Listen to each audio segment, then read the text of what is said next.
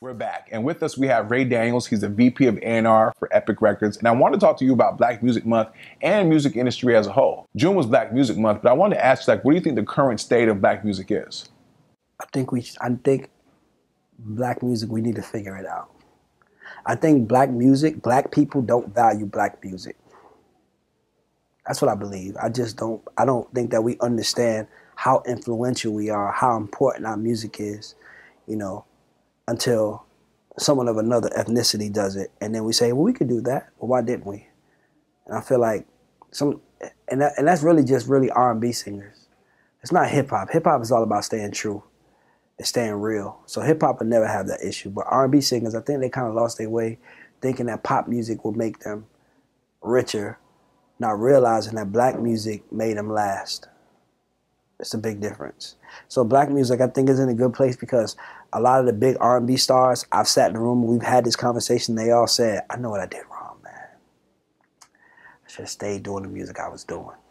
I saw that other money and went for it and left my slot. I left my seat open and somebody else of another race sat in it. Some people will say that the quality of music has gone down, especially those of us who grew up in the 90s, right? The golden era of hip hop and R&B or whatever. What would you say to that? I would say that I think it is the same. I think that it's Black people, more importantly, have to support it. It's not a racial thing. When you say Black music, it's a green thing. And Black music doesn't make enough money. You know what I mean? So we have to support the culture. We have to support the artists. We have to put money into the artists. We have to go see their shows. Like a friend of mine, one of my mentors, is Marvin McIntyre. And I just talked to him. He said, I'm about to go on tour with New Edition. I'm like, man, you found them in Boston, 25 years ago? And here you are 25 years later about to sell out the Barclays. You know what I mean? Like, that's value. So for me, it's like, but New Edition in today's market wouldn't have got this far because it wasn't about money. It was about making great music. And now it is about money, and that's unfortunate. That's the one thing I like about LA. LA is not really about that. LA is all about making great music with great artists. But it's about money now. So when it's about money, what happens is you start looking at the books. If I put $1 million into this white artist, I might get $5 million back. If I put $1 million into this Black artist, I might only get $500,000 back. And it's not a racial thing as much as it's just as Black people, we don't support our artists. We don't buy the albums. It seems like, before you had peer-to-peer sharing, now you have downloading off of YouTube, and pretty much people can get music for free all the time. How has that technology affected the music business? It's drastically affected us. I mean, you had artists when it was a point in the 90s where going gold was terrible. Like, you went gold? Man, now if you go gold, you're like, Jesus Christ. Like, oh my God, you went gold. If you go platinum, you know a secret that no one else knows. So, I mean, it's drastically affected us. Like, it's hurting us. It's hurting us real bad. That's why the consumer, because you got to think about it like this. Record sales are going down, but concert tickets aren't. Music still has the same value. Technology is just making it a lot easier to get our hands on our computer to play it. Like, even now, I can buy a song and not actually physically touch it. When they used to buy a tape and have to put it in or buy a CD, now you just buy the song and it just uploads onto your cloud, and now you just own it somewhere in space somewhere, So music still has value. The music business has to figure out a way to monetize the internet, make technology, and figure out a way to make that have value to us. It seems like one of the ways it's affected the business is that we have more and more 360 deals, right? Because if you can't get the money from selling records, then maybe you'll get it from, merchandising or touring. So can you tell our audience, what is a 360 deal and what do you think about them? I think a 360 deal is amazing. Not because I work at a label. Like, I think it's amazing for everyone because what it does now is it makes you an all-out brand. It's like you, right? I'll take you and I'll say, all I care about is your shoes. That means the top of your body could look like trash, and all I'm investing is the feet. 360 now, what happens is now they care about you as a brand and how to exploit, and sometimes exploit is a bad word, but it's really not. Exploitation is a way of, getting it out to the people in order to monetize it to make money, which is why you sing. I always tell artists when they try to talk about business and money, oh man, it's about business and I hate that. And I'm like, well then if you want to sing, sing. I do want to sing. Okay, I want to sing right now. Matter of fact, go outside and just sing out loud. If you love to sing, If you love to sing, you can go home and sing in the shower.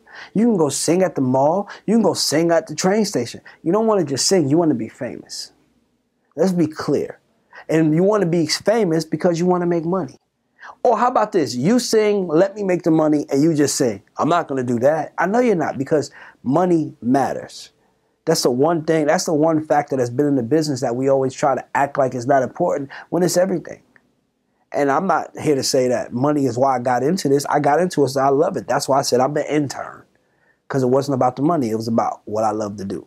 So for me, just looking back, I just feel like, 360s are great because artists, now they're investing in you. Some people bemoan the music industry because it glorifies sex and violence and drugs and things of that nature. So do you think that labels and artists have a responsibility for the content that they put out? That's a trick question. I'm going to answer it like this. At the end of the day, it's all about your perspective. One of my favorite records of all time is Naughty by Nature, Everything is Gonna Be Alright, right? And it's a line where Tretch says, that's the song where he says, if you've never been to the ghetto, then don't ever come to the ghetto. Stay out the ghetto because you wouldn't understand the ghetto. And, he basically was saying on the song, I don't want to sell dope. I don't want to sell crack. Back in the 80s, the crack man was a bad person, right? Like, it was like self-destruction. You're headed for, because they talking about how you're headed for self-destruction because you're talking about rap music and you're rapping about rap. Like, they wasn't even talking to any rappers because selling drugs and rap music wasn't the thing to do. Even though back in the 80s, people sold drugs. So, same thing with today. Now, the drug dealers are rapping. I mean, it's simply put, like, now, most rappers talk about selling drugs. So, and I don't want to say selling drugs like I'm not cool. I'm just speaking from a very rational standpoint and a very business-minded standpoint. The perspective, it's the same thing. Nothing has changed in the hood besides the voice that's glorifying it. So what advice would you have for somebody out there who wants to get involved in the business? If you're not willing to jump off the building and hopefully build a parachute on your way down. Matter of fact, let's not even say a parachute, because that's the wrong way. Because guess what? Even if you do build a parachute, you're still going to hit the floor, right?